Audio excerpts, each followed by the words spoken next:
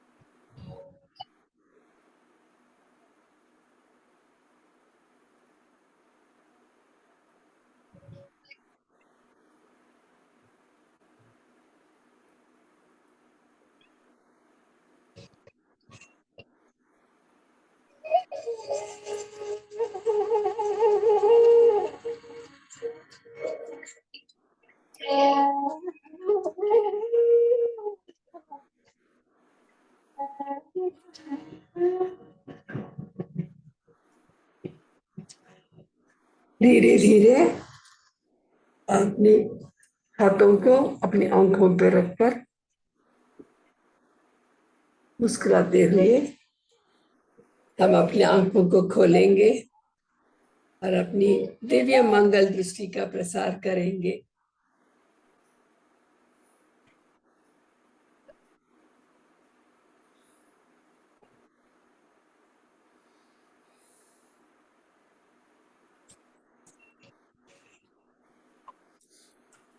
Thank you, Masters. तो कल के सत्र में हम इस पुरुषोत्तम प्राप्ति योग के बारे में कुछ चर्चा किए थे। मैंने यहाँ संसार रूपी वृक्ष, इसका रूप ना हो तो भी आदि मध्य अंत ना मालूम होते हुए भी, लेकिन इसकी जड़ें बहुत ही दृढ़ रूप से बहुत ही गहराई तक पहुंच गए हैं। क्यों, इसका कारण क्या है? अगर सोचे तो कई जन्मों का संस्कार इसमें जुड़ गया है,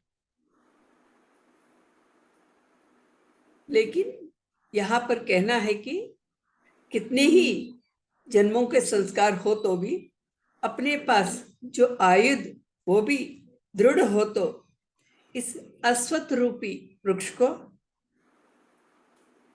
का खंडन कर सकते हैं।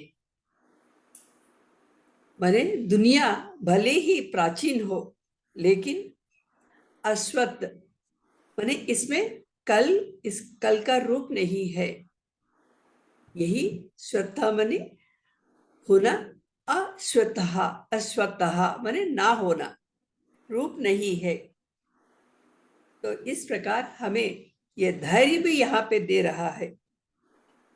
नहीं, इसको कैसे हम समझ सकते हैं जो है नहीं है? इस प्रकार माने कई 100 साल हम एक कमरे को बंद करके रखेंगे, वहां अंधकार ही है, लेकिन दरवाजा खोलने के बाद सूरज की रोशनी एकदम एक ही बार में पहुंच जाती है, तो पूरा अंधकार गायब हो जाता है। ये इसी प्रकार अश्वत्थ वृक्ष ही मैंने कई जन्मों से रहने पर भी अभी आज हम उसके लिए प्रयास कर सकते हैं। उस कई सालों से अनादि से जो रहता हुआ होने पर भी उस अनर्थ की सृष्टि हुई है, लेकिन आज दूसरे रूप में उसकी सृष्टि कर सकते हैं। इसके लिए असंग शस्त्र इसके साथ उसका खंडन कर सकते हैं। और कौन है इसके लिए ये योग्य? भक्ति ही यहाँ पे प्रधानता मानी गई है। भक्ति के साथ हम सब कुछ प्राप्त कर सकते हैं।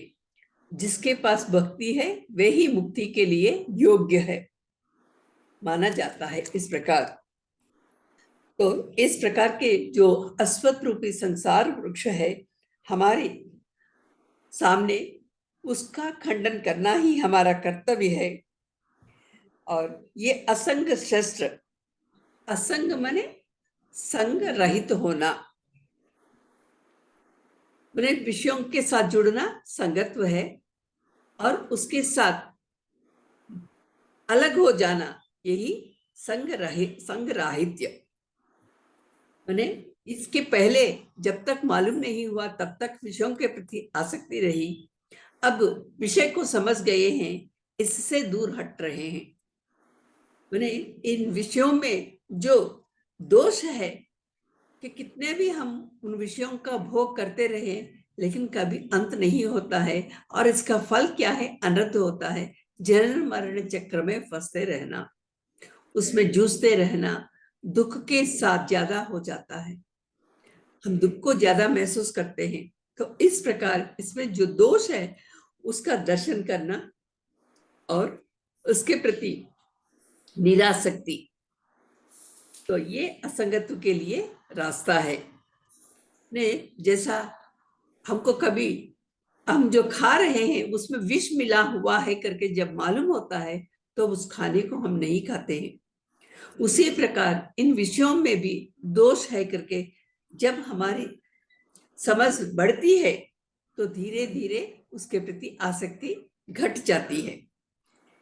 इसी को मैंने इस प्रकार वैराग्य जनित होता है, इसी को असंग माना जाता है। यहाँ पे विषय का त्याग और संगत्व का त्याग, दोनों के कारण ये दोनों ही भक्ति के लिए मुख्य साधन के रूप में नारद महर्षि ने कहा है। अभी हम आसपास हमारे चारों ओर कई लोग रहते हैं, उनके साथ हम संबंध हमारा होता है तो उसके साथ कितना संबंध रखना है, किस दायरे में रहना है, इस प्रकार समझते हुए उसके साथ जहां तक जरूरत है उतना ही रहना, यही विषय त्याग है और वही संगत का त्याग भी है।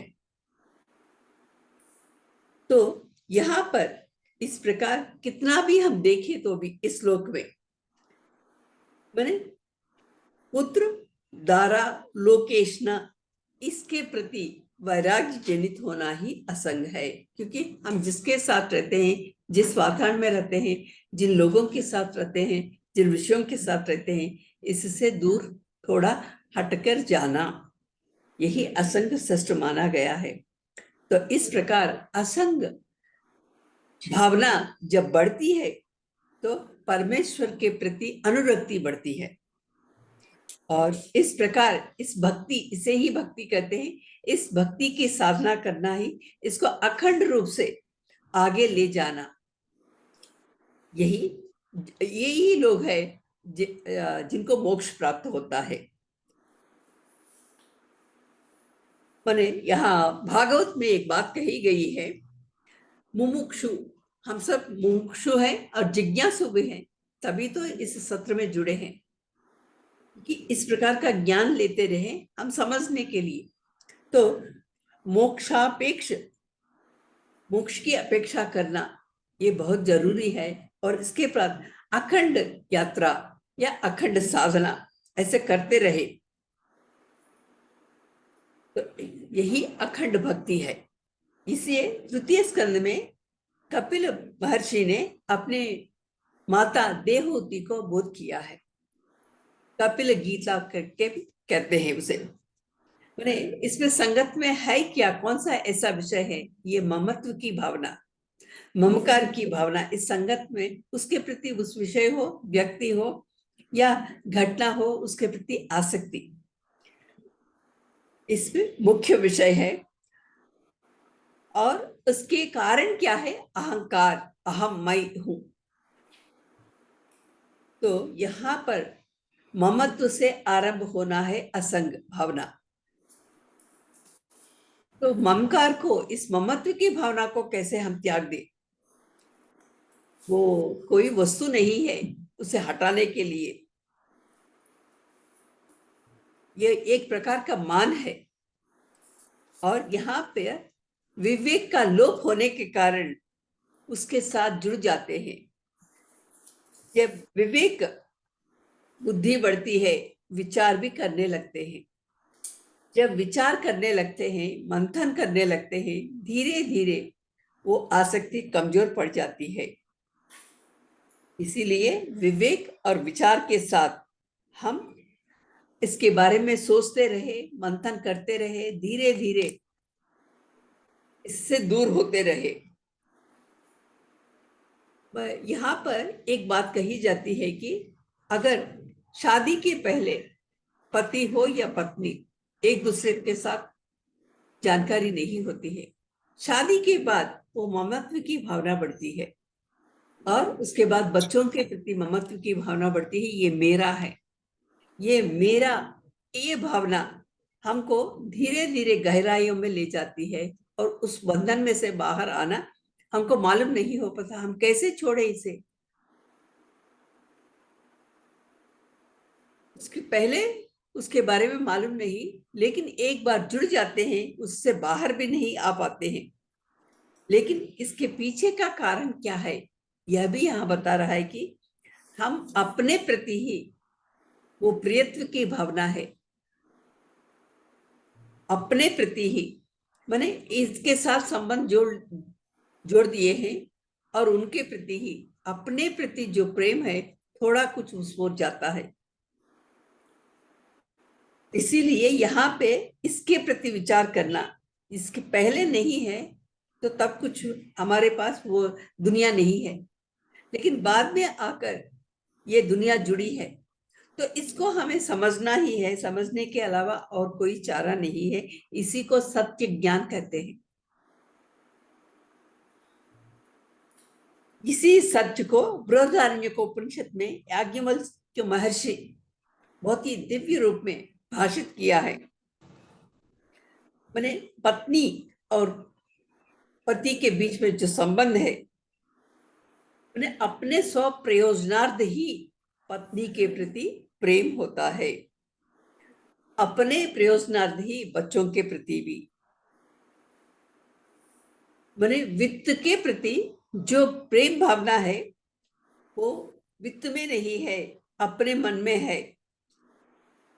तो जो जो हमारे लिए उपयोगी है उसके प्रति ही हमारा प्यार बढ़ता है। तो इसके लिए इसके बारे में सोचना है, कहाँ पे ये प्रेम की भावना, कहाँ ये ममत्व की भावना, कौन है, कैसे आया। इस प्रकार विवेचना के साथ, विवेक के साथ विचार करना ही, जैसे जैसे विचार करने लगते हैं वो धीरे धीरे ममत्व की भावना अदृश्य होने लगता है। जैसा सपने में हम देखते हैं तो सो जाते हैं, सोने के बाद सपना देखते हैं, ये माया जनित विषय है। माने जिस प्रकार सपने में हम संसार को देखते हैं, संसार में उलझते हैं, तो लेकिन जागने के बाद वो सपना कहाँ चला गया। तो उसी प्रकार ज्ञानोदय हो तो जिस अज्ञानता के साथ, जिस संसार के साथ जुड़े हुए रहते हैं, उसमें उलझ जाते हैं, वो उलझन धीरे धीरे बाहर आ जाती है।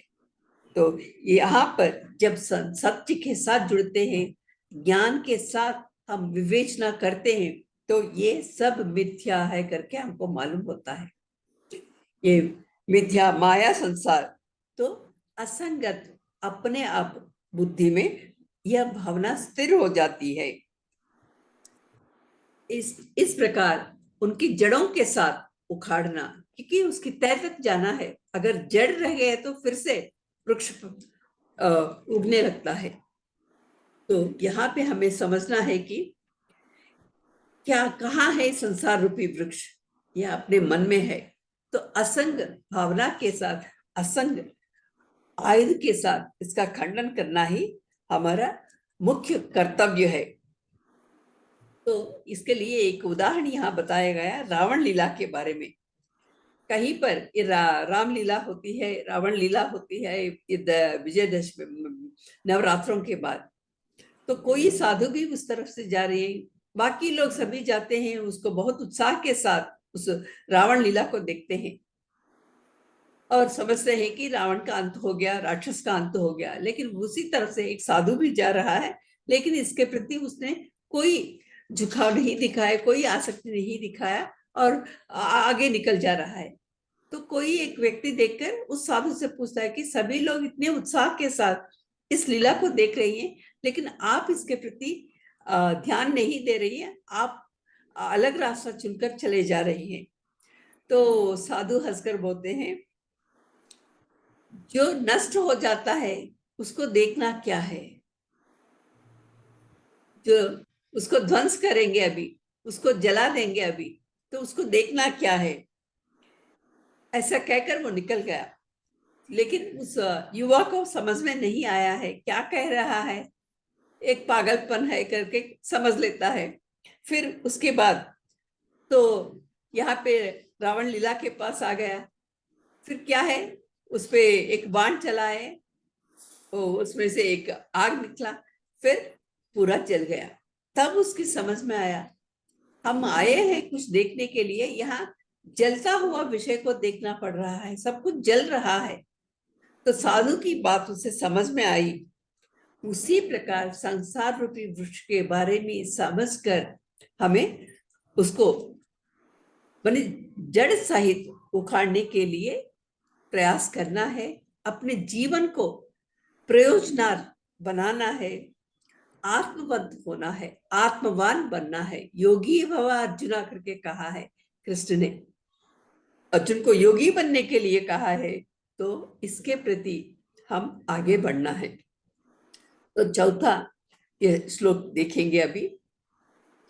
ततः पदम तत्परिमार्गितव्यम यस्मिन् गता न निवर्तन्ते भूयः तमेव चाद्यं पुरुषं प्रपद्ये यतः प्रवृत्तिः प्रस्तुता पुराणी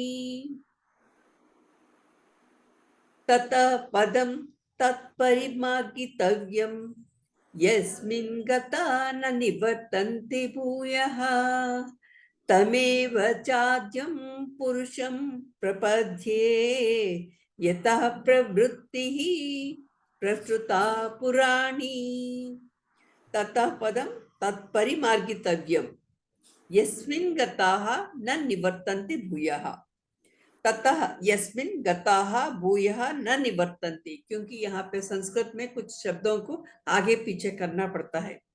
ततः यस्मिन्, ततः उसके बाद, यस्मिन् गताः माने जिसमें पहुंच गए हैं, गताः पहुंच गए जो लोग, भूयः फिर से, न निवर्तन्ति फिर से नहीं आते हैं, माने जिसमें प्रवेश करे तो लोग बाहर नहीं आते हैं। यथा पुरानी प्रवृत्ति, जिसके कारण, यथा जिसके कारण, पुरानी प्राचीन, प्रवृत्ति माने आगे बढ़ना, प्रवृत्ति निवृत्ति करके दो मार्ग हैं। पहले संसार में आगे बढ़ जाते हैं, फिर उसको समझकर निवृत्ति मार्ग को अपनाते हैं। हम लोग अभी निवृत्ति मार्ग को अपनाए हैं। इस गीता को समझने का उद्देश्य क्या है, हम किस प्रकार संसार में से बाहर आ सकते हैं, इसका प्रयास हो रहा है। तो प्रवृत्ति ही आगे बढ़ना, प्रस्तुता व्याप्त हुआ है, आद्यम तम पुरुषम एवचा जो आदि है, तम वह पुरुषम एवचा उस पुरुष को प्रपद्ये उस पुरुष के शरण में जाएंगे। तत्पदम परिमार्गितव्यम यही इसी स्थान को ढूंढ निकालना है, परिमार्गितव्यम इसका अन्वेषण करना है, इसको खोज निकालना है, ढूंढ निकालना है। इस मार्ग को, जिस रास्ते को अपनाए तो हम इस संसार रूपी वृक्ष से बाहर आ सकते हैं, उसकी अन्वेषण होनी चाहिए। तो जिस स्थान को हम जिस स्थान में, जिस धाम में हम प्रवेश करें तो फिर से इस प्रकार की जो अनादि से जो संसार प्रवृत्ति है, जिसके कारण यह प्रवृत्त हुआ है, विस्तृत हुआ है, उसका कारक जो है देवादिदेव परमात्मा का आश्रय में माने शरणागति प्राप्त करना ही, और इसके लिए उस भगवान को ढूंढ निकालना है। भगवान कहाँ पर मिलेगा, इसकी अन्वेषण होनी चाहिए। यह है इस श्लोक का भाव। क्योंकि यहाँ पे जितना हम आसानी से कहा है कि, लेकिन उतना आसान नहीं है, क्योंकि जड़ें बहुत दृढ़ हैं। लेकिन असंग बुद्धि प्राप्त हुई, थोड़ा कुछ हम छोड़ सकते हैं, लेकिन जैसे ही हम उसको छोड़ दिए तो फिर वो विस्तृत होने लगता है। इसीलिए उसे जड़ सहित उखाड़ने की बात हो रही है। तो यहाँ पहले हम में जो स्थित है अभिमान, मान और अहंकार, ममकार, अहंकार, ये दो बातें हैं, जन्म जन्मों से हमें पकड़ कर रखा है, हम उसको पकड़ कर रहे हैं। माने जिसके साथ हमारा संबंध है उसी से हमें अलग होना है, उसके प्रति अवगाहना पूर्ण रूप से होना है। अगर आधा हो तो ठीक है, थोड़ा कुछ कम होता है, लेकिन फिर से वो आगे बढ़ जाता है, पनपने लगता है। तो जब अवगाहना हुई यहाँ पे तो धीरे धीरे कमजोर पड़ता है। यहाँ क्या है संबंध, ये अभिस्नेह। दूसरे अध्याय सांख्य योग में लिखे हैं, यह सर्वत्र अनभिस्नेहा, माने ये अभिस्नेह माने किसी के साथ मित्रता निभाने की कोशिश में उलझ जाते हैं हम। अरे ये नहीं रहे तो कैसा, इसके साथ ये काम नहीं करे तो कैसा, इसके साथ रहना ही है, जो कहता है वो सुनना ही है करके, इस प्रकार ज्यादा ही हम उसके साथ संबंध स्थापित करते रहे और उसमें उलझ जाते हैं। और हमको मालूम नहीं होता है कि हम उलझ रहे हैं, ये तो केवल कर्तव्य निभा रहे हैं करके ही हम समझते हैं। लेकिन इसके पीछे क्या है, हमारा संबंध और भी बढ़ जाता है। तो इसको समझना है। तो जब भी, क्योंकि यहाँ जो संयोग है वहां वियोग भी है, फिर दुखी हो जाते हैं। इन दोनों के बारे में समझना बहुत जरूरी है। तो ये संयोग जो की बात जो है, या जुड़ाव की बात है, अभिस्नेह की बात है, इसमें यहाँ क्यों हम उस बंधन में पड़ रहे हैं, माने अवगाहना का लोप ही है, अवगाहना राहित्य है। तो यहाँ इस और एक के बाद एक उलझ जाते हैं, गांठें बन जाती हैं। तो यहाँ पर संयोग हो या वियोग हो, दोनों के प्रति हमारी अवगाहना पूर्ण रूप में होना है, और पूर्ण रूप से हो तो ही हम उससे अलग हो सकते हैं। पूर्ण रूप से अलग होना, जब पूर्ण रूप से अवगाहना होती है, विवेक के साथ वो ज्ञान जनित होता है। माने यहाँ सुख हो या दुख हो, या मित्र हो या शत्रु हो, दोनों के साथ जो संबंध है, शत्रु को भी अपने मन में रखते हैं, मित्र को भी हम अपने मन में रखते हैं, तो हम कहाँ हैं?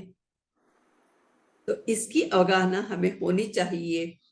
इस प्रकार की अवगाहना के साथ ही, विवेक के साथ ही, असंग रूपी शस्त्र के साथ ही संसार के वृक्ष को समूल रूप से उखाड़ सकते हैं।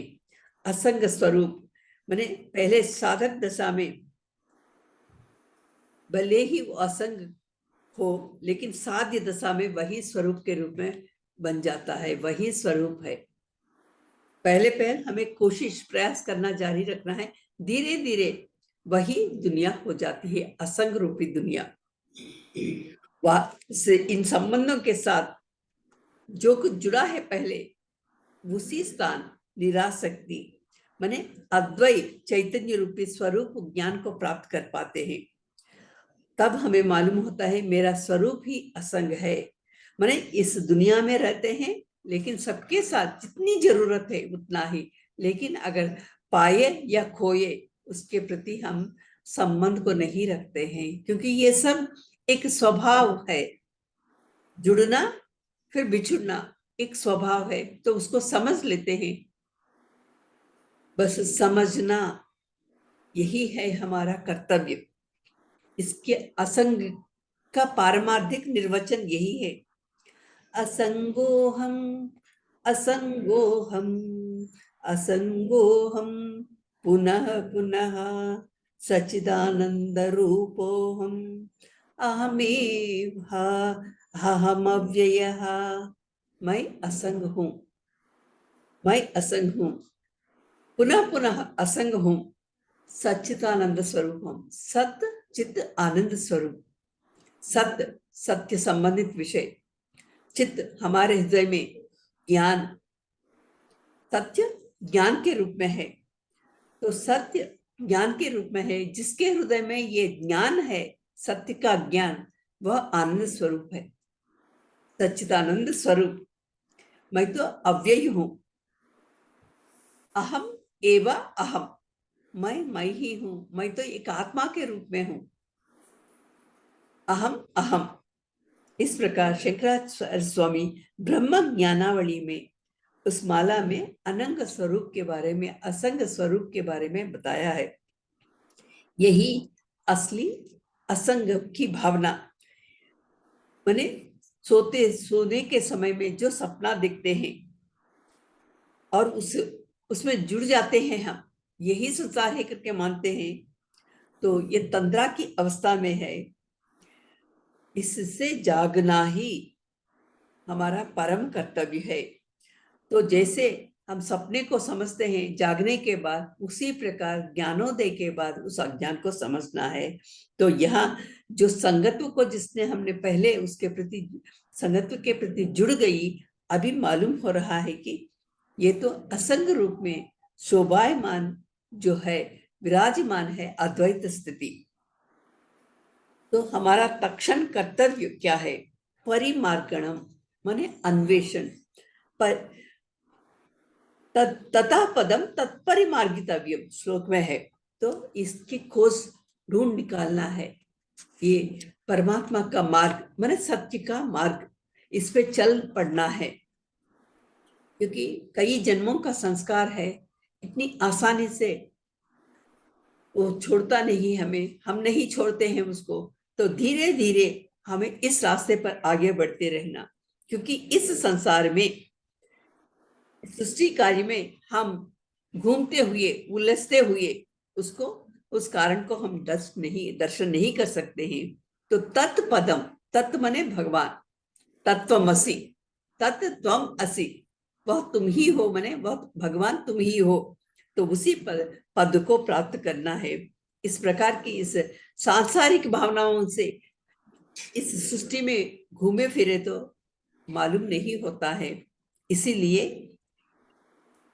इदम के प्रति जो प्रयाण हम कर रहे हैं, यात्रा कर रहे हैं, उसको छोड़कर, उसको रोककर भगवान के प्रति, सत्य के प्रति, आत्मा के प्रति अपनी दिशा को बदलना है।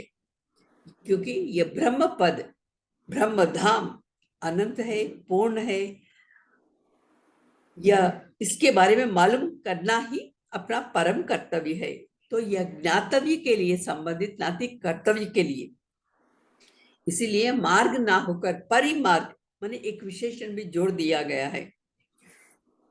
माने यह विचार के द्वारा, माने किसका विचार करेंगे? श्रुति में जो बातें कही गई है, एक गुरु शिष्य के संवाद जो है, उस बीच में जो संवाद हुआ, उसके बारे में बार बार हम मनन करते रहे, उसको समझने की कोशिश करें, और यहाँ पर विचारण, मंथन करते रहना।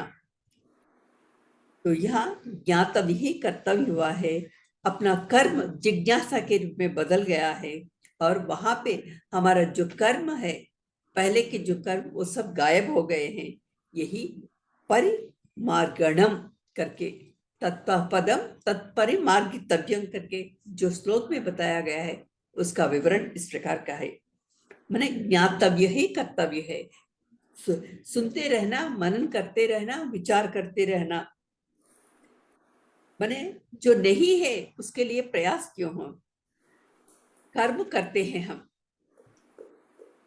यहाँ कर्म करना नहीं, समझना है।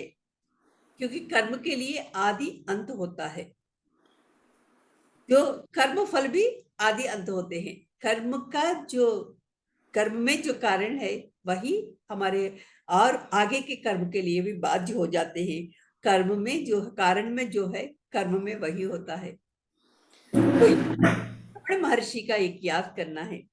कर्तुराज्ञया प्राप्यते फलम, कर्म किम परम, कर्म तज्जड़म। कर्तु आज्ञया प्राप्यते फलम, हम जब कर्म करते हैं, फल की प्राप्ति होती है।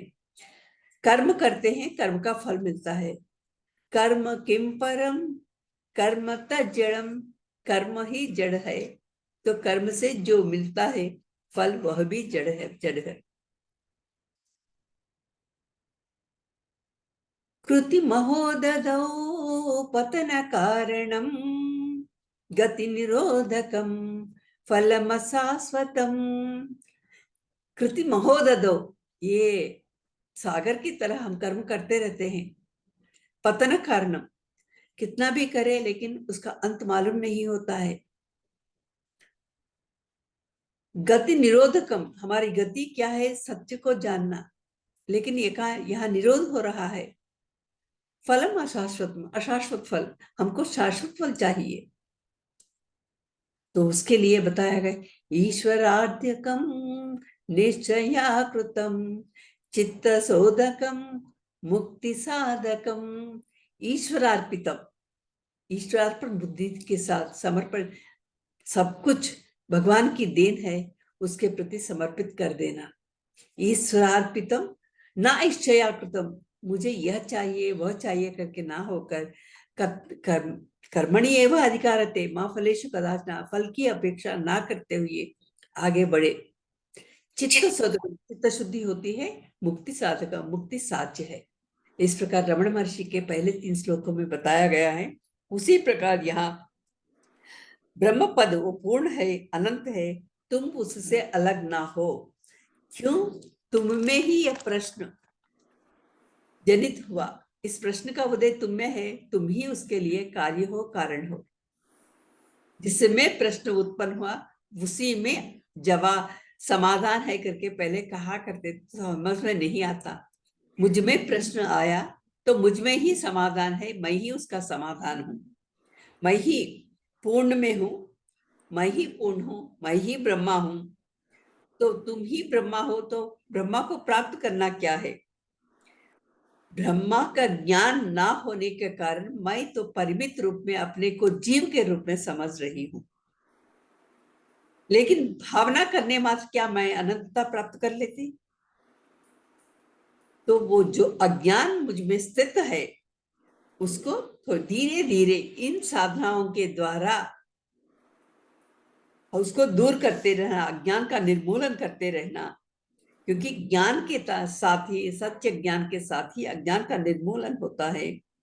जिस प्रकार सूर्योदय का होते ही उजाला हो जाता है सारी दुनिया में एक बार, उसी प्रकार सत्य ज्ञान का होते ही तब तक जो अविद्या अज्ञानता छिपी हुई है, छाई हुई है, वो सब गायब हो जाता है। इसके लिए श्रुतिरेव शरणम, श्रुतियों का अनुसरण करना ही, उसके शरण में जाना है। शरण आत्मा श्रुतियों में जो मैंने गुरु शिष्य के संवाद के बीच में ज्ञान के रूप में ही स्थित है।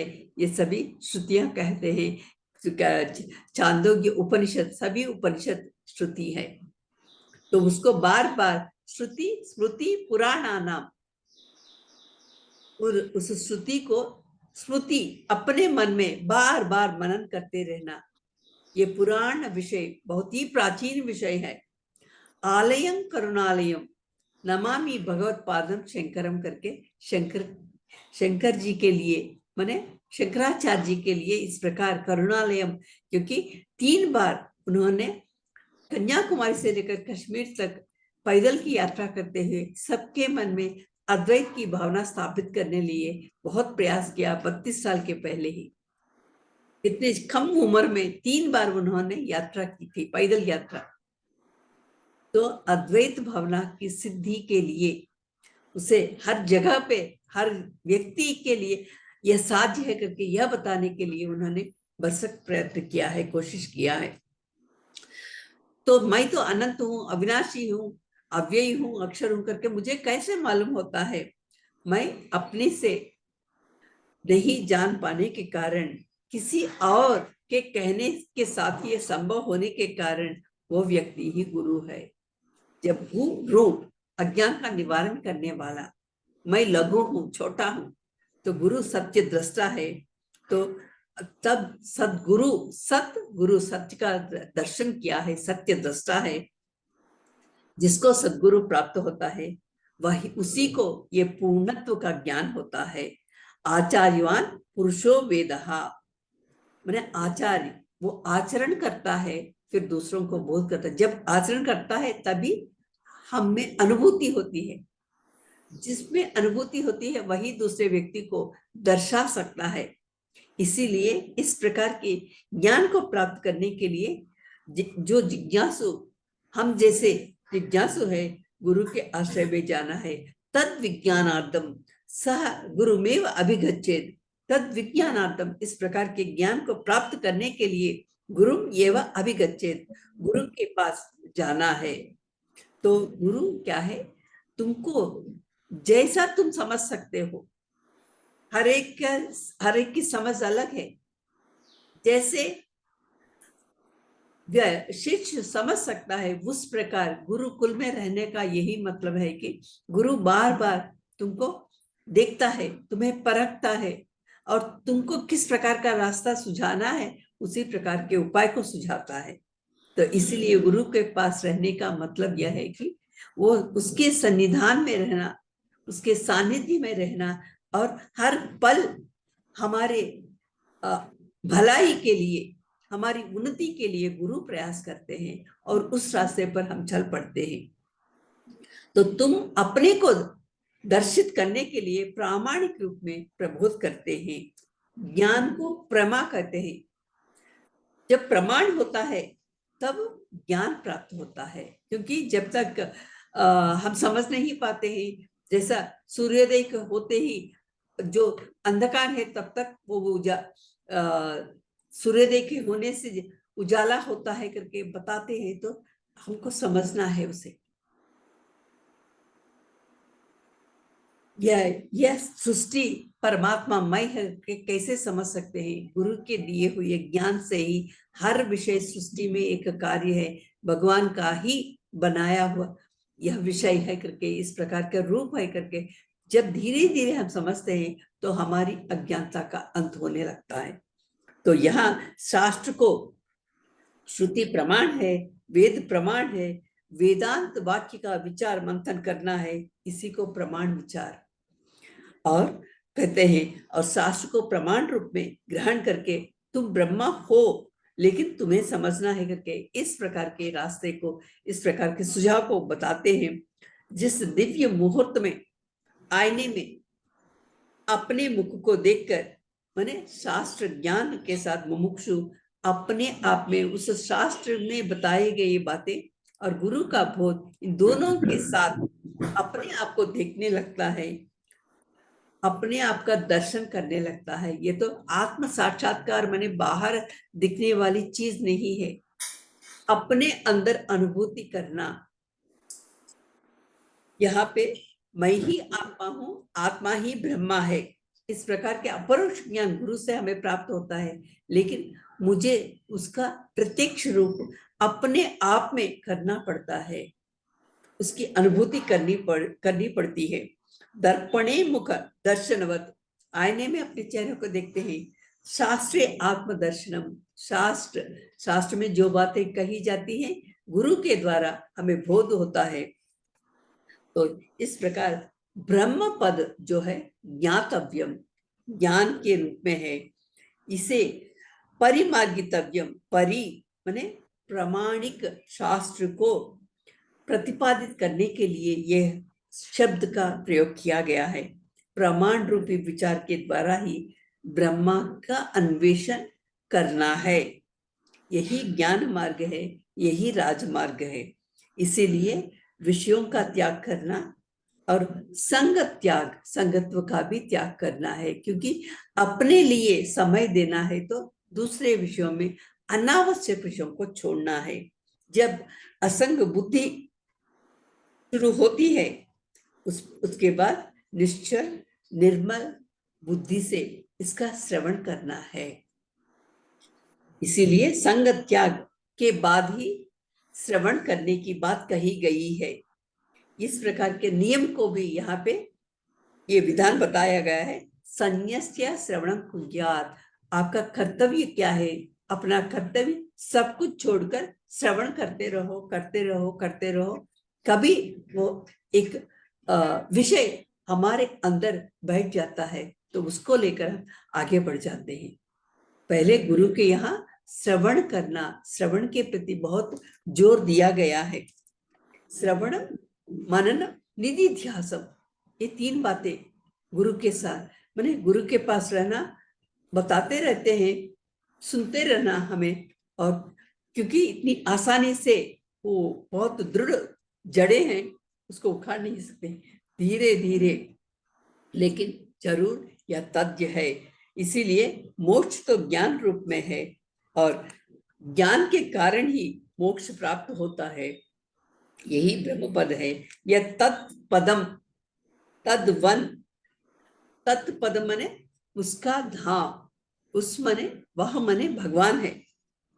इसके लिए हमें ये पद्धति, जो भी मोक्ष को प्राप्त करने के लिए इच्छा करते हैं मुमुक्षु, फिर बाद में वो जिज्ञासु बनते हैं, जिज्ञासु के बाद ही मोक्ष प्राप्त होता है।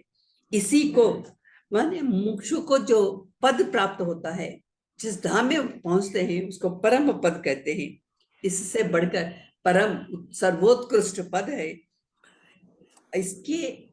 इसमें पहुंचने के बाद, इसको प्राप्त करने के बाद और कोई प्राप्त करने की बात नहीं रहती है। जिस ब्रह्मा को हम पहुंच जाते हैं, माने जिस ब्रह्मा को प्राप्त करते हैं, उसके बाद फिर से संसार में नहीं आ पाते हैं, नहीं आने की जरूरत नहीं पड़ती है, नहीं आते हैं। वही ब्रह्म पद है। यस्मिन् गता न निवर्तन्ति भूयः। तो यहाँ पे फिर से आना जाना वो नहीं है। अगर आना चाहे तो हम अपनी मन मर्जी से आ सकते हैं। यहाँ के सभी लोगों की सहायता के लिए, जैसे अपने गुरु लोग आए हैं हमारी सहायता कर रहे हैं, वो इस प्रकार हम आना चाहे तो अपने मन से आ सकते हैं। लेकिन यह पूर्ण ज्ञान हमारे पास होता है। मैं आत्मज्ञान के साथ मैं इस दुनिया में कदम रख सकती हूँ और सबका बोध कर सकती हैं, और जब चाहे हम चले जा सकते हैं। और आना और जाना मेरी मुट्ठी में, मेरे अनुसार चलता है। मेरे अनुसार चलना माने सर्वोत्कृष्ट पद है। ये इसी को हम अवतार कहते हैं। भगवान का आना जाना, उसी को हम अवतार, वो कोई किसी माँ के गर्भ में से आने की जरूरत नहीं पड़ती। भले ही हमारे लिए हमको समझने के लिए एक माँ के गर्भ में से निकलता हुआ, लेकिन नरसिंह अवतार को देखे तो कैसे नरसिंह एक किस माँ के गर्भ में से निकल सकता है। वो यह तो पशु भी है, मानव भी है। तो यहाँ पे उसकी पीछे जुड़ी हुई रहस्य को हमें जानना है। तो इस प्रकार हमारी संस्कृति में जो भी मरे होते हैं तो उसको परम पद प्राप्त हुआ करके हम कहते हैं। माने परम पद उसको प्राप्त हुआ नहीं, हमें कैसा मालूम होता है, लेकिन हमारी आकांक्षा है, हम सबकी आकांक्षा। और बच्चे जब पूछते हैं वो भगवान के पास चले गए हैं करके बोलते हैं, उनको समझना समझाने के लिए। मैंने जाने अनजाने में हम ऐसा कहते हैं, लेकिन हमारे मन में हुआ ना कि भगवान के पास जाना है। तो ये हमारी पवित्र आकांक्षा है कि हर एक को ये पद प्राप्त होना, इस धाम, ये स्थान, यहाँ पर जाना ही आयनम करके करके परायणम ऐसा कहते हैं हम। दक्षिणायनम उत्तरायणम करके भी दो प्रकार के ये मैंने दक्षिणायन में जाए तो कहाँ पहुंचेंगे लोग, और उत्तरायण में पहुंचे गए तो अगर मर गए तो कहाँ पहुंचेंगे। इस प्रकार दो प्रकार के रास्ते हैं। मैंने लेकिन हर एक को क्या पाना है, मैंने ये उत्कृष्ट पद जो है परायणम, यही ब्रह्म पद है, जिसको प्राप्त करने के बाद फिर दूसरे के प्रति कोई भी इच्छा नहीं रहती है। वही परमात्मा का स्थान है, परायणम है, ब्रह्म पद है, परम पद है, यही मोक्ष पद है। पद करके एक ऐसा नहीं, लेकिन सर्वत्र हम छाए हुए रहते हैं। तो इसी को तद विष्णु हो परमम पदम, विष्णु देव के मंदिर के रूप में वर्णन किया है भागवत में। मैंने परमेश्वर का धाम ही, मैंने यहाँ पे एक उदाहरण के साथ हम इसे समझना है कि बच्चे स्कूल को जाते हैं फिर घर को वापस आ जाते हैं, हम ऑफिस को जाते हैं फिर घर को वापस आते हैं। उसी प्रकार हम ऊपर से यहाँ पे आते हैं धरती पर, ताकि हम अपने को और भी सुधार करके शुद्ध करके फिर उस परमात्मा की धाम में पहुंच जाना है। तो यहाँ जब तक यह परमात्मा मालूम नहीं होता, हम व्यर्थ प्रयास जन्म मरण चक्र में हम उलझ जाते हैं। लेकिन जब अवगाहना हो गई, ज्ञान प्राप्त हो गया, तो अपने स्वरूप में हम भाषित होते रहते हैं। यही आदि देव का अनंत वैभव है। इस प्रकार हम आकांक्षा और आश्रय, तो यही पे कहा ब्रह्मविद ब्रह्म भवति, जो ब्रह्मा के बारे में जानने की कोशिश करता है ब्रह्म हो जाता है। और ब्रह्मविद आपनोति परम, ब्रह्मविद मैंने ब्रह्म को जो जानने वाला ही ब्रह्म पद को प्राप्त करता है, वो ही ब्रह्मा है। इस प्रकार तैत्तरीय उपनिषद में श्रुति में यह बात कही गई है। और यह उत्कृष्ट साधना जो है भक्ति, निरंतर परमात्मा के प्रति ही आसक्ति होते रहना और अन्य विषयों के बारे में मालूम ना होना, यही भक्ति है करके यह सांडिल्य महर्षि सा परानुरक्ति ईश्वरी करके इस प्रकार कहा गया है। तो इस प्रकार आज हम इस परम पद को प्राप्त करने की जो साधना है, जो मार्ग है, इस श्लोक में हम देखने को हमें मिला है। और जहां पर हमारी शक्ति नहीं रहती है वहां पे युक्ति के साथ व्यवहार करना है। तो इसीलिए परमात्मा का आश्रय ले और आरती से प्रार्थना करें, सेवा करें, अवगाहना को बढ़ाए और अद्वैत ज्ञान को प्राप्त करें, तर जाए। मैंने संसार का मूल ऊर्ध्व है और उस ब्रह्म पद को पहुंचना ही हमारा परम कर्तव्य है। प्रहलाद के बारे में हम थोड़ा याद करके, उन्होंने कहा, जब हिरण्यकश्यप पूछते हैं कहाँ है तुम्हारा वो भगवान, मैंने तेलुगु में पोतना के भागवत में कहा गया कि इंदुगलड अंदुएदन संदेहम वलद चक्री, यहाँ वहां है करके इस प्रकार का संदेह नहीं, सर्वत्र है। वो कहता है सर्वत्र कहाँ, इस खंबे में है क्या? हाँ है। तो वो भक्तों के वश में रहता है भगवान, जहां भक्त कहता है वहां रहने के लिए पूरा छा गया है वहां पे। तो खंबे में आना पड़ा, खंबे में से आया है और उसका रूप भी बिल्कुल विचित्र है। तो सब कुछ संभव है। इससे हम सब ऐसे ही समझना, इसको समझने के अलावा और कोई मार्ग नहीं है। तो वह अलग यह अलग, इस प्रकार की भेद बुद्धि ना होकर अद्वैत भावना में स्थित होना ही, अद्वैत भावना को किसी ना किसी तरह पकड़कर प्राप्त करना ही हमारा कर्तव्य है। यही प्रहलाद का बोध है। तो आदिदेव ही हमारा शरण्य है। उनके अनुग्रह से, उनके प्रति समर्पित होते हुए उस ब्रह्म पद को प्राप्त करना आदि से वही है, इसीलिए अनादि, उसका अंत नहीं है। रूप भले ही दूसरा रूप धारण करते हुए वो हमारे सामने प्रस्तुत होता है, लेकिन वो अनादि अनंत, जहां पे जो जिसकी आदि अनंत नहीं है वही साक्षी मात्र है। उसको आदि भी मालूम, आदि मालूम है, मैंने मालूम है और नहीं है, आदि नहीं है।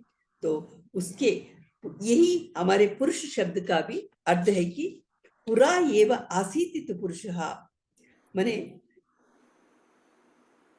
आदि जो है सृष्टि से पहले वो है, पुरा बहुत प्राचीन है। आसित कहाँ है, मैंने अपने ही पूर्व में वो आसित है, इसीलिए उसको आद्य कहते हैं। यथा प्रवृत्ति प्रस्तुता पुराणी, पुरानी वो बहुत ही पुराना है, प्राचीन है, उसी को, उसी के आश्रय में जाना है। तथा पदम तत्परिमार्गितव्यम यस्मिन् गता न निवर्तन्ते भूयः तमेव प्राप्तम पुरुषम प्रपद्ये, प्रपद्ये, यहाँ उसे उसका आश्रय लेकर उसको प्राप्त करूंगा करके, इस प्रकार ज्ञान रूपी चक्षु से सत्य का दर्शन करना, यही इसमें मुझ में जो स्थित है यही आत्मा ब्रह्मा है। मैं ही वो ब्रह्मा हूँ, मैं ही वो आत्मा हूँ, मैं ही वो सत्य हूँ। सत्यम ज्ञानम अनंतम ब्रह्मम, इस प्रकार का एक सुनहरा मौका दिया गया है। इस संदर्भ में हम फिर से हम ज्ञान में जुड़ जाएंगे। सभी लोग अपने चश्मे को उतार लीजिए और मुस्कुराते हुए अपनी आंखें बंद कर लीजिए। अपने दोनों हाथों को जोड़कर नाभि के पास रख लीजिए। दोनों पैरों को बांधकर दाएं पैर को आगे और बाएं पैर को पीछे रखते हुए अपने अंदर चलती हुई सांसों को देखते रहेंगे। अंदर चलने वाली सांसों को, बाहर आती हुई सांसों को निहारते रहेंगे।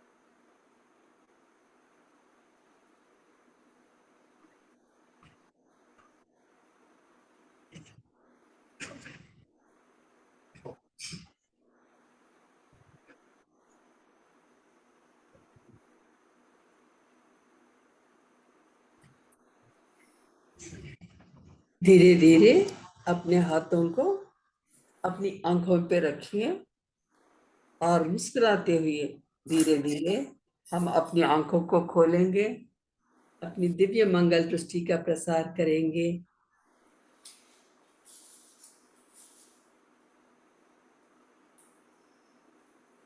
Thank you masters. ऐसा एक सुनहरा मौका इस प्रातः संध्या समय में मुझे इस श्री कृष्णम वंदे जगत गुरु के संयोजक श्री अनिल प्रजापति जी के द्वारा मुझे मिला है। इसके लिए अपनी माता पिताओं को, अपने गुरुजनों को, इस गीता ज्ञान को, श्री कृष्ण परमात्मा को, गीता माता को और यहाँ पर उपस्थित सभी गीता प्रेमियों को मेरा धन्यवाद।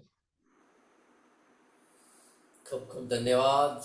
आज संडे है तो आप थोड़ा बैठना है, सबको क्वेश्चन है और आज तो आप संडे है तो आनंद से करेंगे।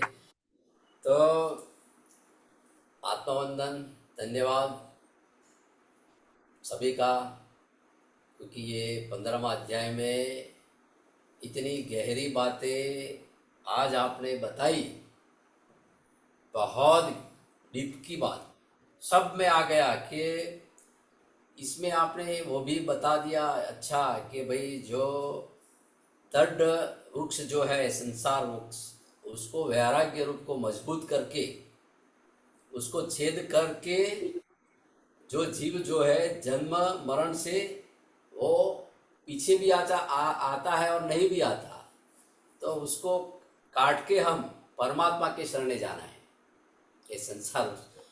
तो आपने बहुत सारी बातें बताई कि मनुष्य को मान मोह से मुक्त होना है, संग दोष को जीतना है और सुख दुख दर्द से जो जीता गया है वही अविनाशी पद को प्राप्त करता है।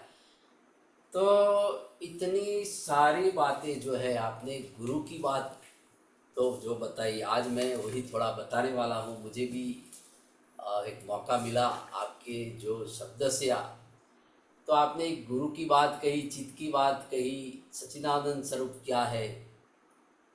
तो इसमें हमारे जो गुजरात की गंगा सती पानबाई, जो गंगा सती जो है वो पानबाई को भजन के द्वारा वो उपदेश देती है। ये उपदेश में जो आपने जो जो कहा वही सब ये भजन में आने लगा है। मैं ये भजन को थोड़ा आपके सामने गाता हूँ और बाद में आप मुझे थोड़ा कहना कि भजन बहुत अच्छा है कि नहीं। तो इसमें बहुत सारी बातें जो आपने कही वही बातें बताई है। तो थोड़ा गुरु का नाम लेके हम आगे जाएंगे। ध्यान मूलम गुरु मूर्ति पूजा मूलम गुरु पदम मंत्र मूलम गुरु वाक्यम मोक्ष मूलम गुरु कृपा ब्रह्मानंदम परम सुखदम केवलम ज्ञान मूर्ति द्रंदातीतं गगन सदशनम तत्वशादिलक्षयम् एक नित्यं विमलं चलनं सर्वदाक्षीभूतं भावातीतं त्रिगुणरहितं सद्गुरुं तं नमामि, सद्गुरु तं नमामि।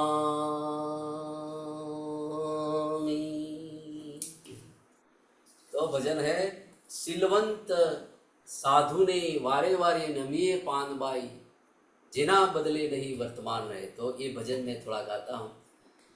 ए सिलवंत साधु ने वारे वारे नमिये पानबाई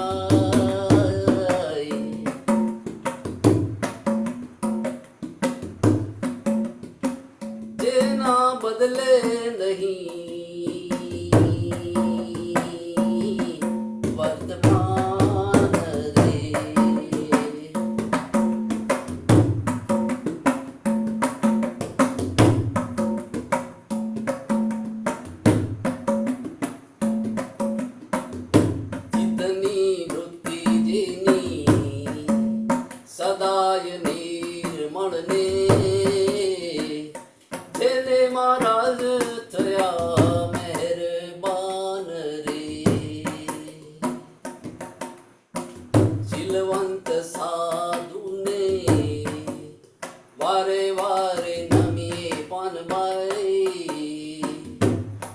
जेना बदले नहीं वर्तमान रे।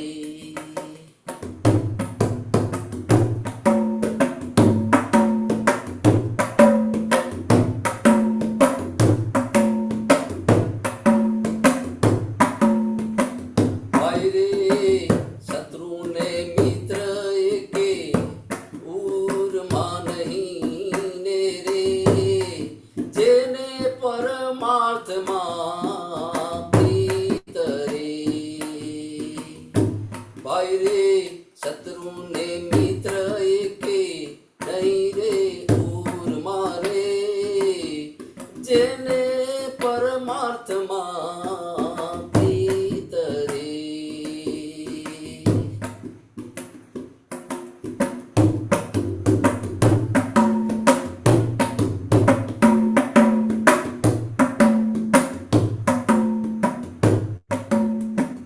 મનમ કર્મ વાણીએ વચનમાં ચાલે ને, રૂડી પડે એવી રીત રે। મન કર્મ વાણીએ વચનમાં ચાલે ને, રૂડી પડે એવી રીત રે। શીલવંત સાધુને વારે વારે નમીએ પાનબાઈ, જેના બદલે નહીં વર્તમાન રે।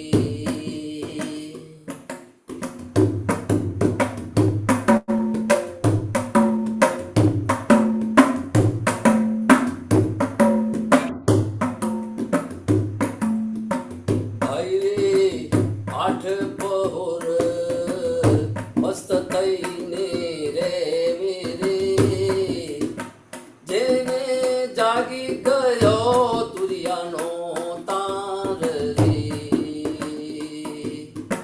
ભાઈ રે આઠ પહોરમાં મસ્ત થઈ રેવે ને, જેને જાગી ગયો તુરિયાનો તાર રે।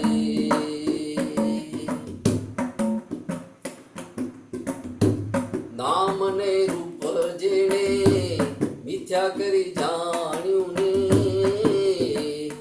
સદાય ભજનનો આહાર રે।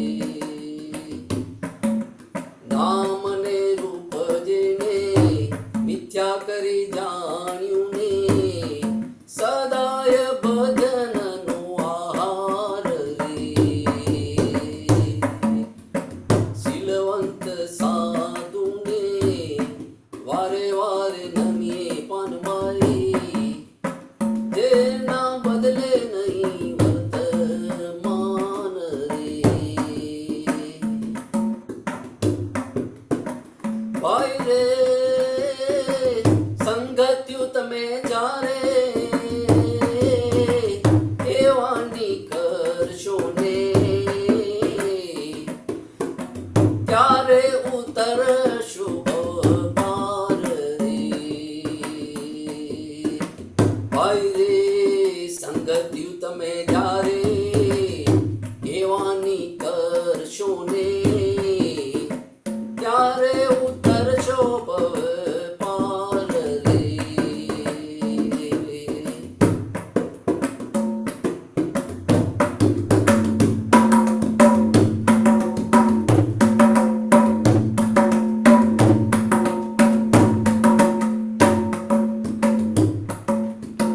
ગંગા સતી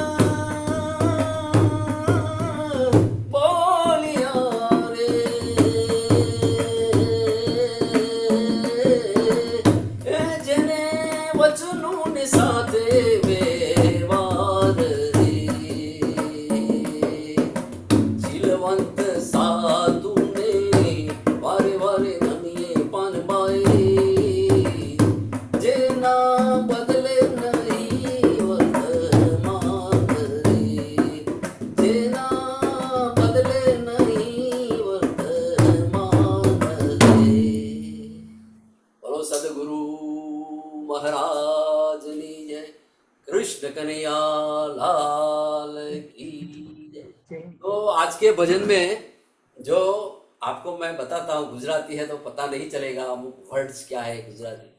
तो शब्द समझ में आ रहा है।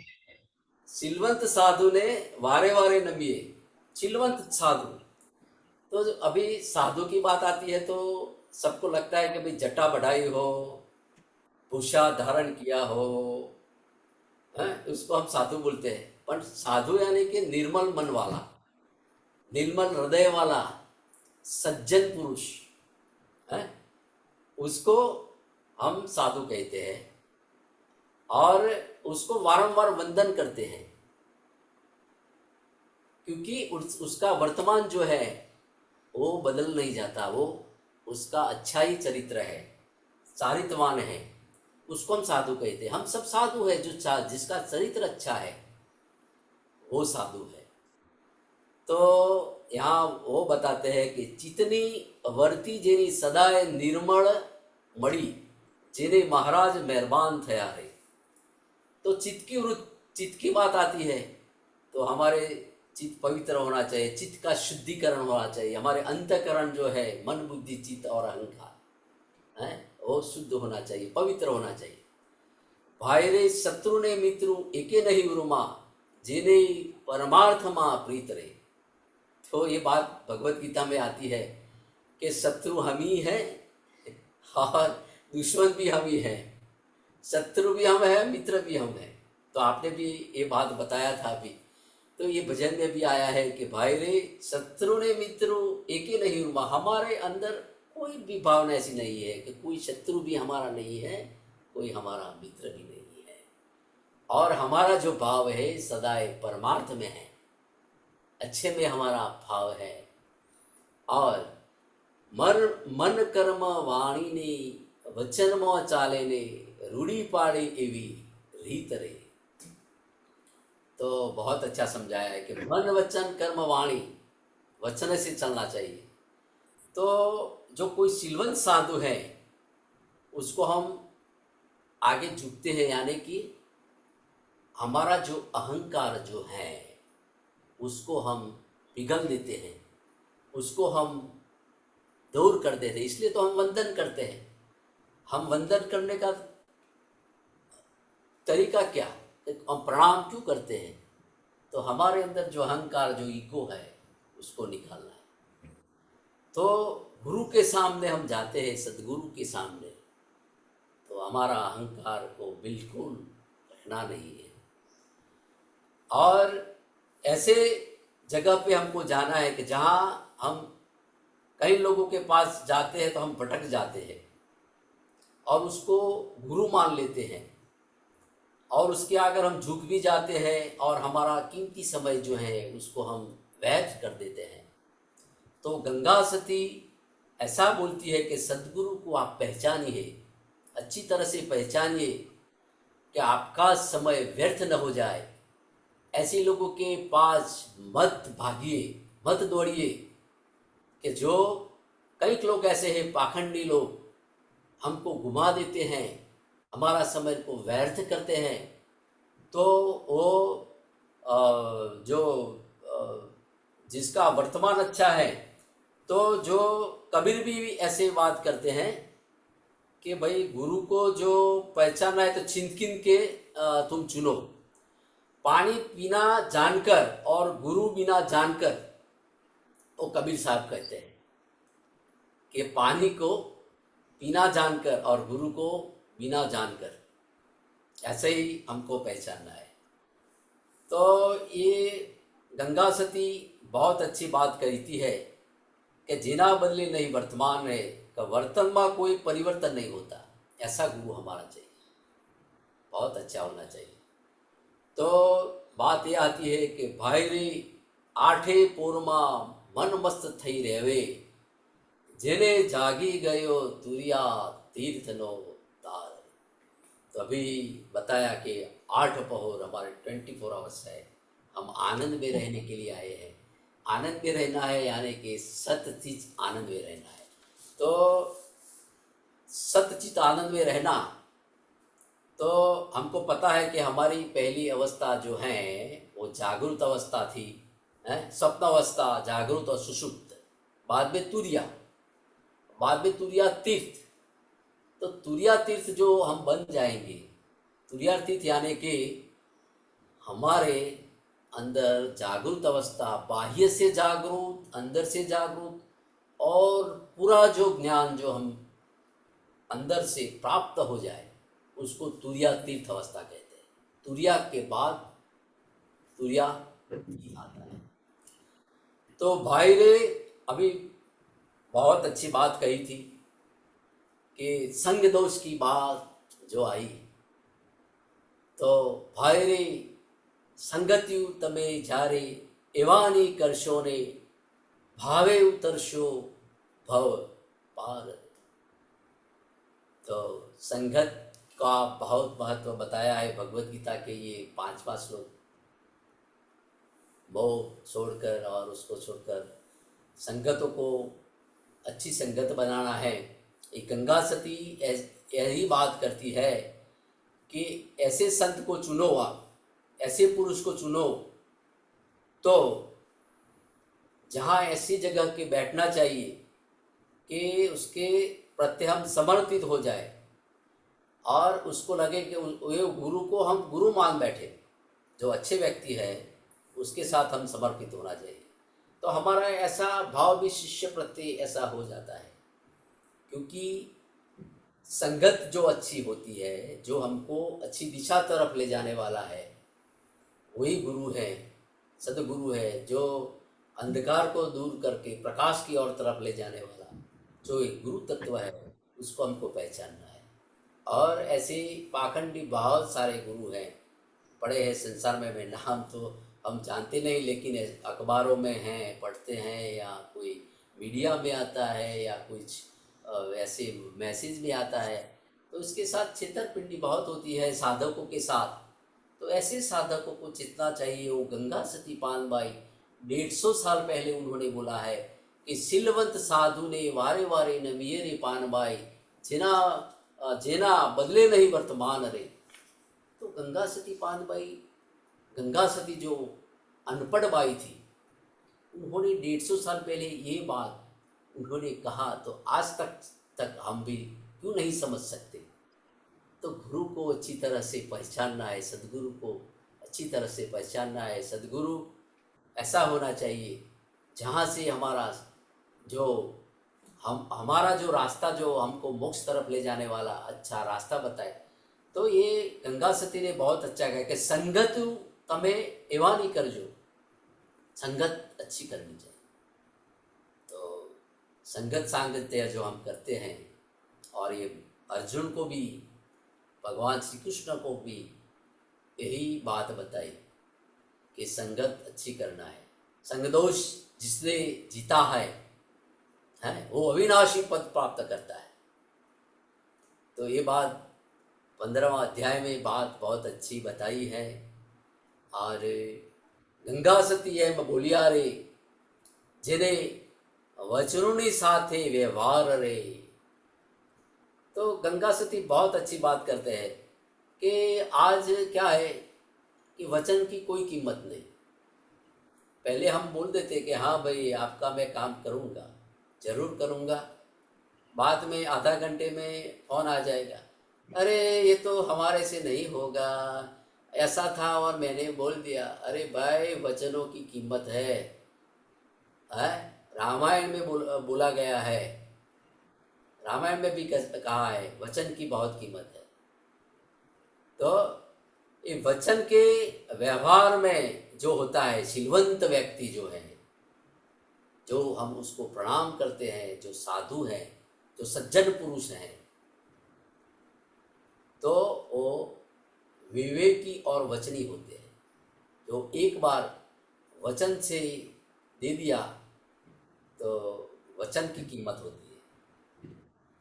तो वे रामायण में कुछ आता है, मुझे पंक्ति याद नहीं कि वचन कुछ है उसका, रामायण का मैं भूल गया हूँ कि बहुत ऐसा रामायण में ये बहुत अच्छा बताया है वचन के बारे में। तो रामायण में बताया, रघुकुल रीत सदा चली हाँ, आई, हाँ, प्राण यस, जाए पर वचन न जाए। वचन न जाए, यस।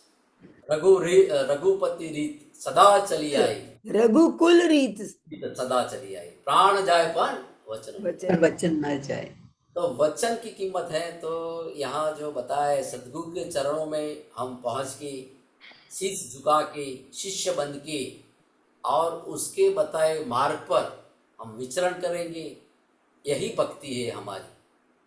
और ऐसे सिलवंत साधु को हम सदाए प्रणाम करते हैं और नमन करते हैं।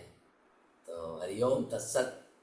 और धन्यवाद, आपने सब लोगों ने सुना ये भजन, और मैं धन्यवाद अदा करता हूँ सभी का, सभी गीता प्रेमियों का। Thank you so much. और अब आगे क्वेश्चन जो है वो करेंगे जिसका है। Thank you so much madam, आप कुछ कहिए जो भजन के बारे में मैंने हम सरोजिनी मैडम बोलिए। मैंने बहुत अच्छा से गाए और उसके बारे में विवेचना किए थे। तो जो भी सब कुछ गीता में जो कही गई बातें, लेकिन हर ही व्यक्ति की अपनी अनुभूति है अपने शब्दों में। इसी विषय को दूसरे दूसरे रूप में जो जिसको समझ में आता है वो उसको पकड़ लेते हैं और उसकी साधना आगे बढ़ जाती है।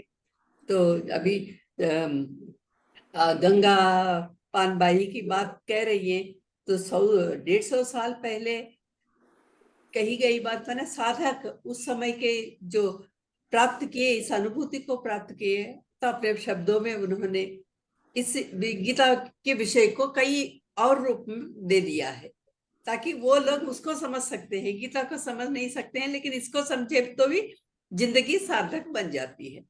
Yes yes, very nice ma'am. ये है। तो वही बात, आज आपने जो जो कहा वही हाँ, डिटेल सब में आ गया इसमें। है, एक भी शब्द बाकी नहीं है इसमें। यस, पूरा पूरा।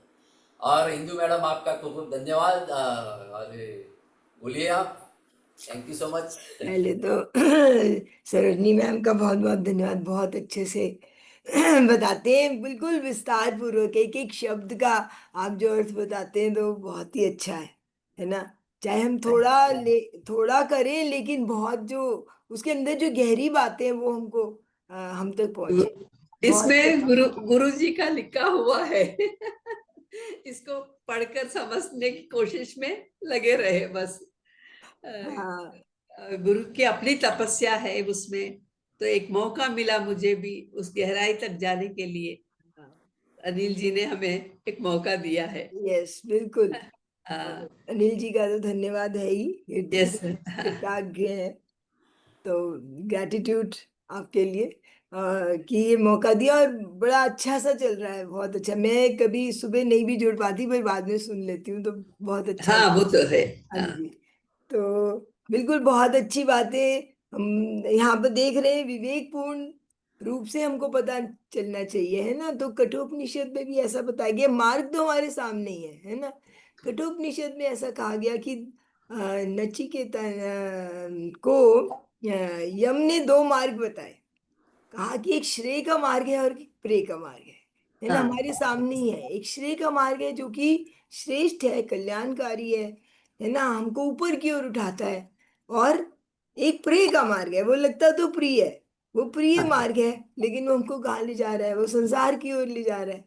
वो संसार की ओर जितना जाएंगे उतना उसमें लिप्त होएंगे, उतना वो कर्म के बंधन, और वो फिर कर्म के बंधन क्या, पुनरपि जन्म पुनरपि मरणम, उसी चक्कर में वो आते रहेंगे, है ना। और जो दूसरा मार्ग है वो हमको लगता कठिन है, पहले कठिन लगता है, लेकिन वो सुखकर है। और जो प्रे का है वो क्या है, वो पहले तो सुखकर हाँ, बहुत अच्छा है से ना। ढोलक भी बजाइए आप तो। हाँ, तो वो पहले सुख कर लग रहा है, लेकिन उसमें तो घिरते जा रहे हैं, हम लोग घिरते जा रहे हैं। तो ये हमारे ऊपर है, हमको ये गुरु के द्वारा, हमको गीता के द्वारा, हमको स्क्रिप्चर्स हमारे जो है सारे उपनिषद हमको हमको यही ज्ञान दे रहे हैं, है ना, कि हमको कौन सा हम्म। मार्ग चुनना है, ये तो हमारे ऊपर है ना। हमारे सामने मार्ग तो है, हमको कहीं जाना है, यहाँ से एक जगह से दूसरी जगह जाना है, कई मार्ग है। अभी हमारे हम्म। ऊपर है कि हम कौन सा मार्ग लें, क्योंकि डेस्टिनेशन तो एक ही है ना। उस ब्रह्म वहां तक पहुंचना है हमको। तो ये बहुत ही अच्छा, मतलब हमको चलना हमको ही है ना। हम जी अपने स्वयं जी। मित्र हैं, स्वयं अपने शत्रु हैं। हम अगर अच्छे उस मार्ग पे चलेंगे, विवेकपूर्ण चलेंगे, तो हम अपने मित्र हैं, अपने आप हम पहुंच जाएंगे। नहीं चलेंगे तो फिर थपेड़े खाते रहेंगे संसार के, संसार में उलझे रहेंगे। तो बहुत ही अच्छा, और भजन तो खैर बहुत ही अच्छा था। इतने हाँ, साल सभी, जितने भी जो ब्रह्मनिष्ठ हुए, जिनको ब्रह्मनिष्ठ कह सकते हैं, जिन्होंने ब्रह्म की अनुभूति की है ना, तो ये सारी ये बाहरी ज्ञान से उसका कोई वो नहीं है कि बाहरी ज्ञान के द्वारा ही जो है ये अनुभूति की जा सकती है। ये अनुभूति तो हमारे अंदर से आएगी, है ना। उसमें भी बाहरी ज्ञान तो हमारा, और जितना ऐसा भी कहा गया कि जितना ये ज्ञानम बद्ध बंध, शिव सूत्र में एक सूत्र आता है, चैतन्य आत्मा ज्ञानम बद्ध, जितना वो कहते हैं कि जिसको ज्ञान नहीं है वो तो बंधन का वो है ही कारण, लेकिन जिसको ज्ञान है वो भी बंधन का कारण है, क्योंकि ज्यादा ज्ञान में भी हम डूब जाते हैं, फिर अभिमान हो जाता है हमको, हाँ, फिर मान हो जाता है यस, स्पिरिचुअली। इतनी तरह और इतनी तरह का ज्ञान है आजकल, तो हम देख रहे हैं इस संसार में इतनी इंफॉर्मेशन है, आप कुछ खोलो आपको ऐसे लगेगा ये भी ज्ञान है, ये भी ज्ञान है, ये भी है ना। लेकिन उसको चुनना वो हमारे ऊपर है, कौन सा हम चुने, किस मार्ग पे चले, है ना। क्योंकि सब मार्गों पे तो एक साथ चला नहीं जा सकता। आप कहें कि थोड़ी देर में इस मार्ग पे चलूं फिर आ जाऊं फिर दूसरे पे, तो हम डेस्टिनेशन तक पहुंच नहीं पाएंगे, है ना। तो हमको ये विवेक पूर्वक हमको खुद ही फैसला करने वाला भी खुद ही है ना। तो मार्ग हमको गुरु दिखा सकते हैं, लेकिन चलना तो स्वयं ही है हमको। तो यही बात है जो बहुत ही सुंदर, और भजन में तो बहुत ही सुंदर था। तो चलिए 2 लाइनें मैं भी सुना देती हूँ कि हमारा, जी हम सुनिए। क्या भगवान से वो करें कि क्या क्या आरजू करें कि हमारा जीवन ये कैसा हो, है ना। यही है आरजू भगवन मेरा जीवन ये आला हो, आला मतलब बहुत अच्छा हो मेरा जीवन। यही है आरजू भगवन मेरा जीवन ये आला हो, परोपकारी सदाचारी बहुत ही धैर्य वाला हो, परोपकारी सदाचारी बहुत ही धैर्य वाला हो, सरलता शील संयम एकता हो मेरे जीवन में, सरलता शील संयम एकता हो मेरे जीवन में, सच्चाई सादगी श्रद्धा के मन सांचे में ढाला हो, सच्चाई सादगी श्रद्धा के सांचे में ढाला हो, यही है आरज़ू भगवन मेरा जीवन ये आला हो, तजू छल झूठ चालाकी बनो सत संग अनुरागी, तजू छल झूठ चालाकी बनो सत संग अनुरागी, गुनाहों और खताओं से मेरा जीवन निराला हो, गुनाहों और खताओं से मेरा जीवन निराला हो, यही है आरज़ू भगवन मेरा जीवन ये आला हो, तेरे ही ध्यान में भगवन लगा दूं तन और मन अपना, तेरे ही ध्यान में भगवन लगा दूं तन और मन अपना, दिखावे के लिए हाथों में थैली हो न माला हो, दिखावे के लिए हाथों में थैली हो न माला हो, यही है आरज़ू भगवन मेरा जीवन ये आला हो, तजू सब खोटे भावों को, तजू सब वासनाओं को, तजू सब खोटे भावों को तजू सब वासनाओं को, तेरे ब्रह्म ज्ञान दीपक का मेरे मन में उजाला हो,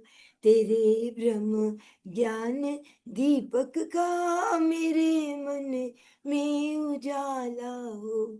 यही है आरज़ू भगवन मेरा जीवन ये आला हो, सदाचारी रहूं हरदम, बुराई दूर हो मन से, सदाचारी रहूं हरदम, बुराई दूर हो मन से, क्रोध और काम ने मुझ पर न कोई जादू डाला हो, क्रोध और काम ने मुझ पर न कोई जादू डाला हो।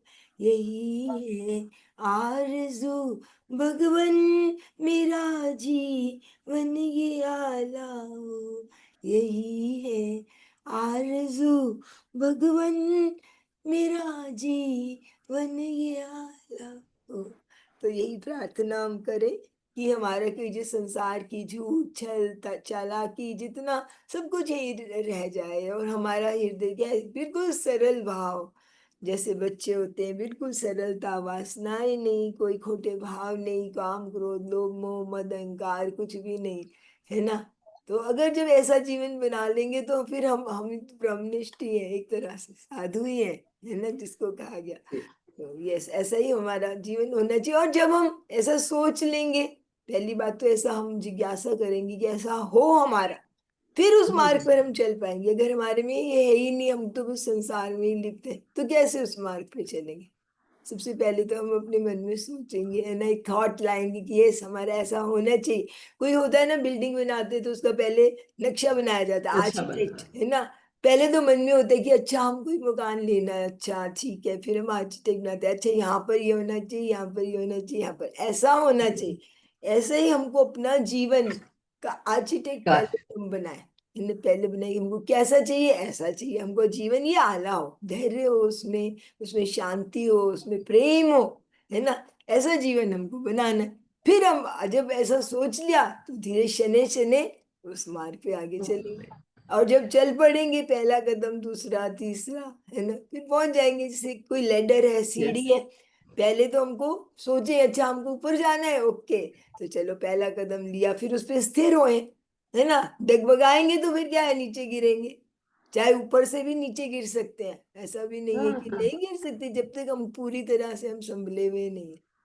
तो संभलना तो खुद ही है, पकड़ना उसका सपोर्ट, उस परम का अवलंबन ले हम। ऐसा भी आता है उपनिषद में कि अवलंबन हम किसका लेते हैं, हम संसार की तरफ देखते हैं अपना। द्रौपदी ने क्या करा, संसार की तरफ, इतने सारे उसके पति थे, गुरु थे, सभी थे, उसने क्या देखा, अरे कोई मुझे बचा लेगा, संसार का अवलंबन लिया, है ना। लेकिन सारा झूठा। किसका अवलंबन ले हम, परम का, जो परम है, जो वास्तव में जो है, जो शाश्वत है, जो इटर्नल है, जिसकी सपोर्ट से ही हम आगे बढ़ सकते हैं, उसका ही अवलंबन हमको लेना। ऐसा ही मुझे समझ आया। बहुत धन्यवाद। अच्छा। धन्यवाद धन्यवाद। जी मैडम, खूब खूब धन्यवाद।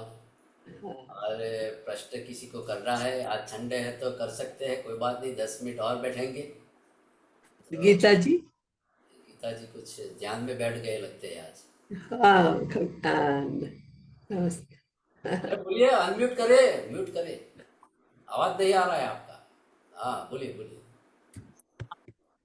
गहरी गहरी गहरी वो भगत कट जो मैग्नेटिक सुध मैडम को सब बहुत गहरी गहरी श्रवण के लिए हूँ।